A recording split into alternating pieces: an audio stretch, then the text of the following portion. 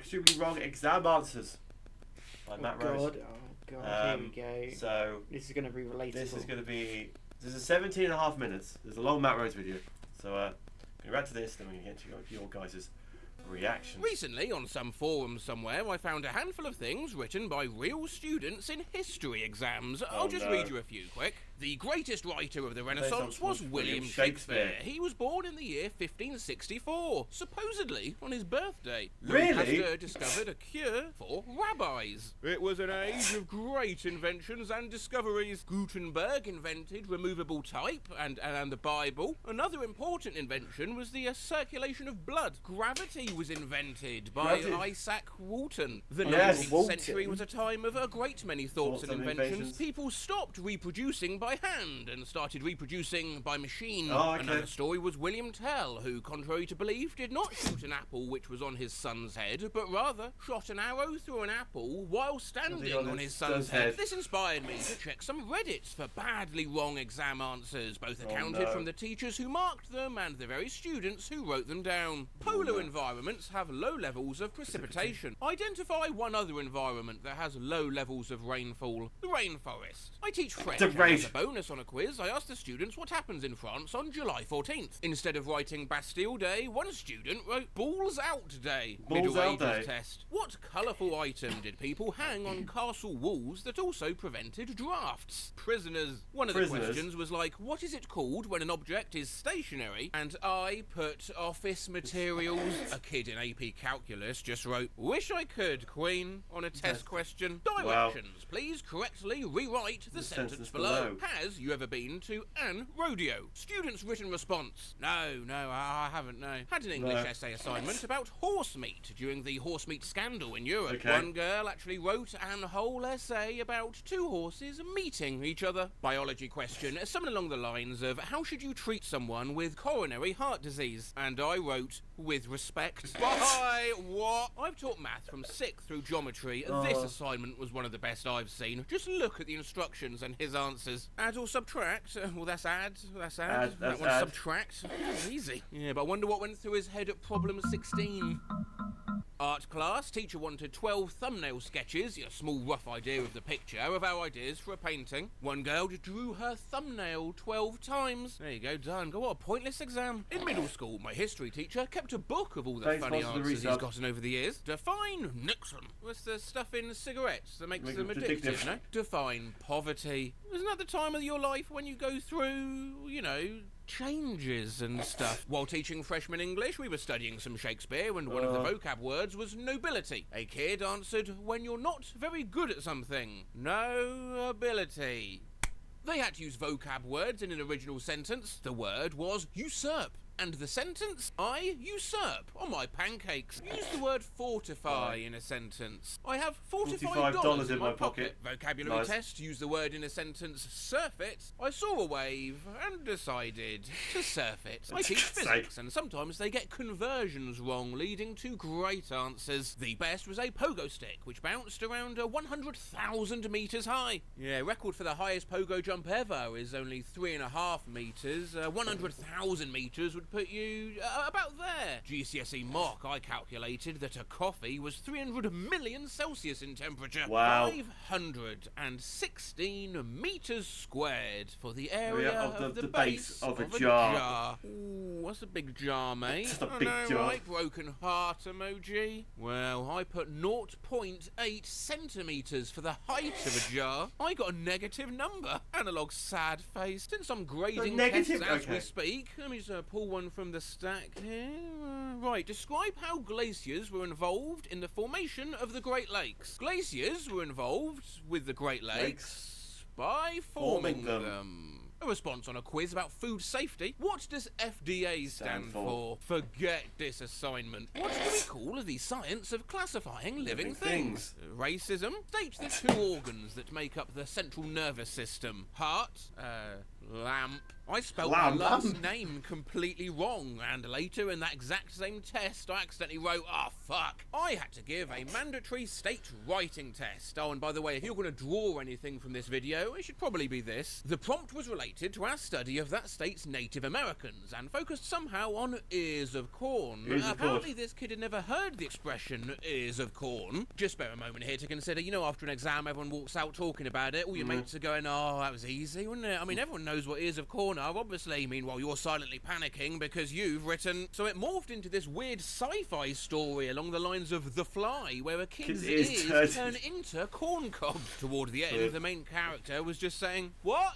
I can't hear you. I have ears of corn. I was laughing so hard reading it, I couldn't even explain to the other teachers on my team what was so funny. In my English mock, I wrote something like, the darkness emitted darkness. Loudly crying face emoji. Character AI behaviour. Loudly crying face emoji. Oh no, a ghost.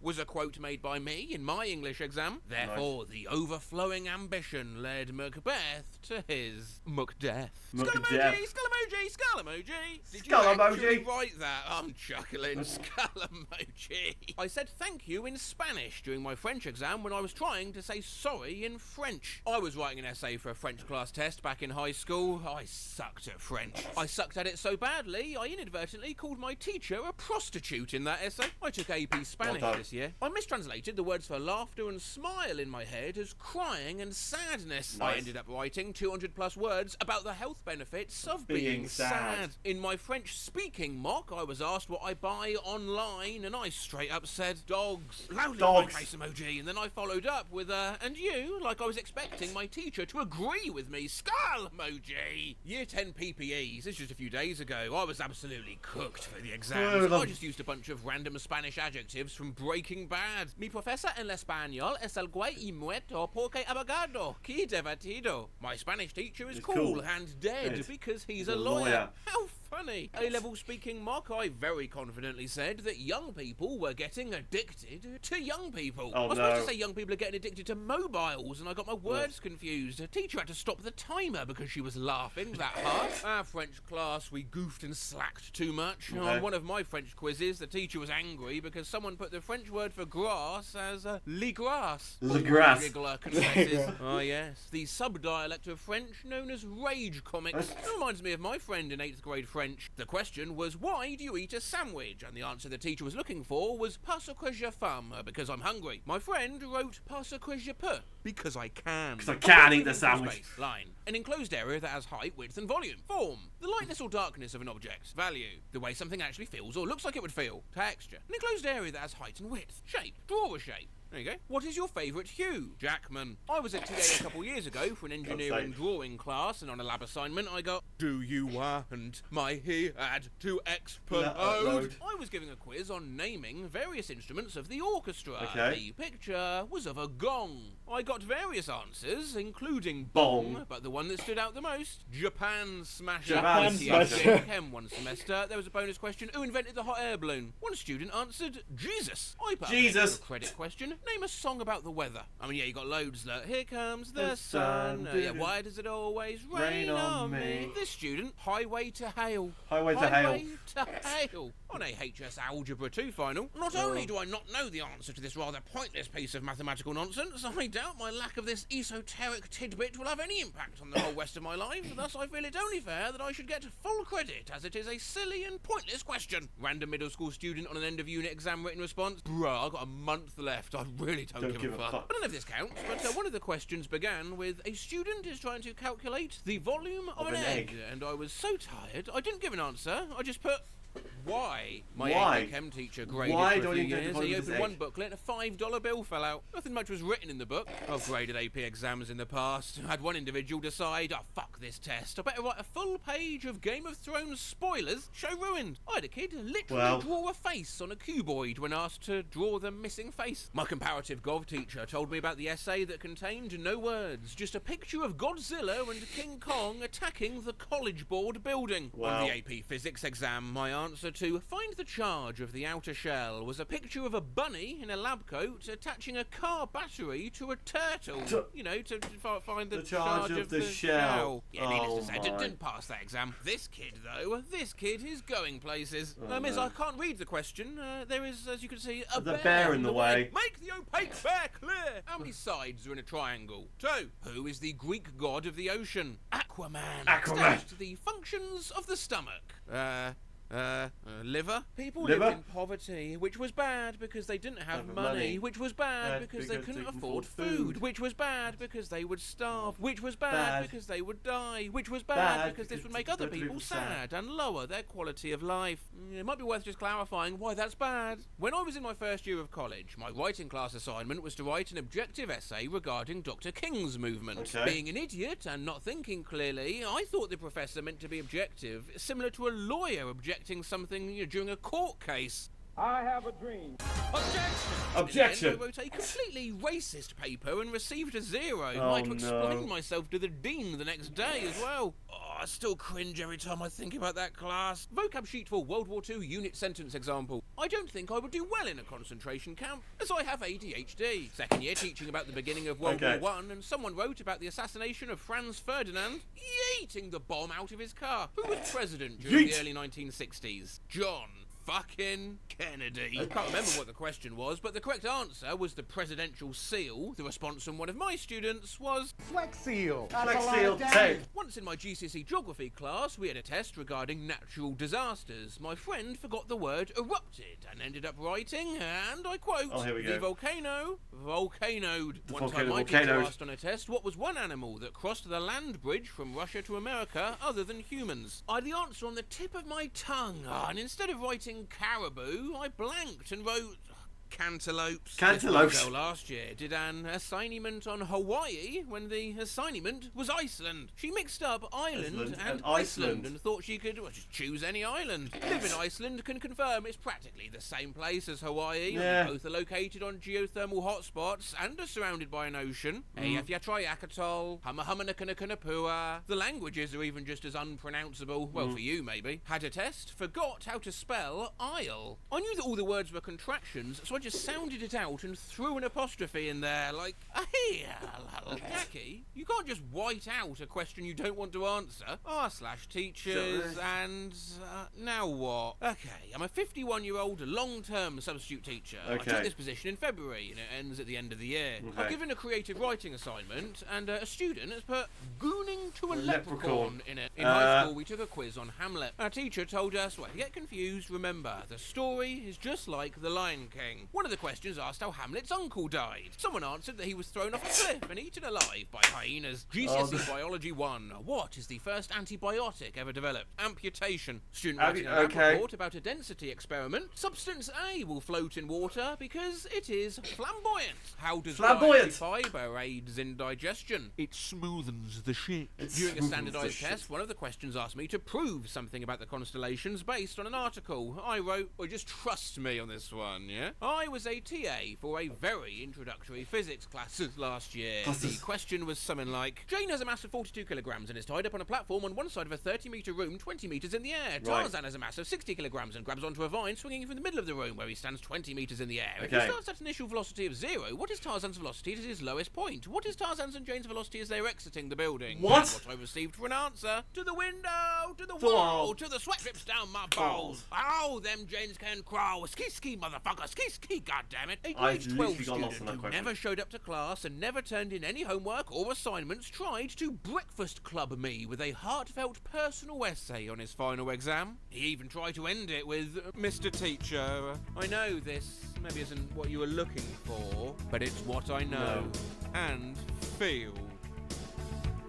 I still failed the shit out of him. Fucking yes! Always hated that trope in movies. The first cells were probably lonely? No. What is the strongest force on Earth? Love. No. Love. Name a location, a country or region or area that is sparsely populated. The ocean. No, but state one significant physical reason why the area named above is sparsely populated. Well, because humans can't breathe breath underwater. He's not wrong. Hey, why are you booing me? I'm right. Yeah, marking does seem a bit unfair sometimes, and that's why if you're a student, you may be tempted to cheat. There are some genius ways to cheat. I work at a university and heard a chemistry student facing an exam had grown a couple of his fingernails long enough to write formulae on the underside of them. Wow. But if you're not a genius, there's two ways to cheat, really. Either copy online. Last year, I got a submission of an assignment that began with the sentence, "As an AI language model, I cannot provide a specific answer to this question without any context or source." Oh, Had an essay I Jesus graded Christ. this year, it ended with, "Don't forget to like and subscribe for more essay content." Second graders were doing posters on various countries. One kid copied and pasted without understanding what they were saying. What is Colombia known for? Well, Colombia is known for a diverse culture, stunning natural landscapes, and production of high-quality coffee and cocaine. Cocaine! First year teaching, I got a lot of plagiarised material turned in on essays, but the one line that will forever live in infamy is that of the 13-year-old boy who wrote, "In my 28 years of serving in the Air Force."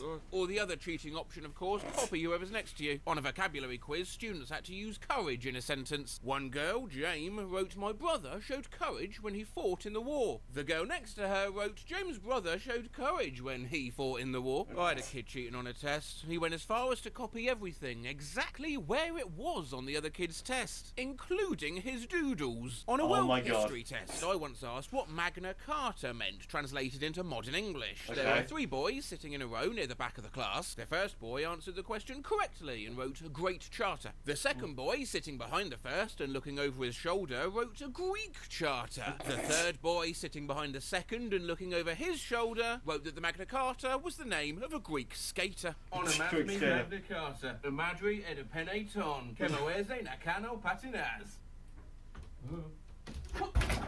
Oh, God. Matt! Oh.